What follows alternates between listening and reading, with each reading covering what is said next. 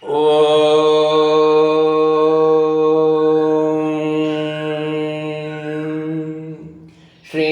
குருப்யோ நம. பகவான் ஸ்ரீ விஸ்வநாதர் அவருடைய ஸ்ரீமத் விஸ்வோபனிஷதம் போதனை எண் 646 பாகம் 3. 3 அவஸ்தைகளிலும் மாறி மாறி வரும் உடம்புகளை அவ்வப்போது அபிமானிக்கிறது. ஒரு அவஸ்தையில் உள்ளது, ஒரு சமயத்தில் உள்ளது, அடுத்த வேளை இருப்பதில்லை. அபிமானம் இப்படி மாறி மாறி ஏதோ ஒரு உடம்பை நான் என்று அபிமானித்து வரும் தன்மையுள்ளது.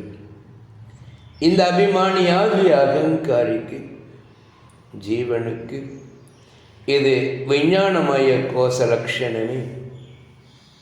எந்த திரிபுடியிலும் உள்ள அகங்காரி ஜீவன் அபிமானித்து கற்பனை செய்து தானாக ஏற்றுக்கொள்கிறது என்பது வெளிப்படை. இதுபோல பந்த மோட்சமும் விக்ஷேப சமாதிகளும் சுக துக்கங்களும் அபிமானித்து அகங்கரித்து கற்பனை செய்து வருகிறது வாசனையால். இப்படி வாசனைகளின் கூட்டங்கள் கணக்கற்றவை, ஒன்றுக்கொன்று மாறுபாடுள்ளவை. அந்த வாசனாஜால கூட்டங்களுக்கு வியஷ்டி ஜீவன் என்று பெயர். இந்த வியஷ்டி அபிமானம் தேய்ந்து நசிப்பதுவே மோட்சம் என்பர். வாசனைக்கு முன் உதாரணம் சொல்லியுள்ளோம்.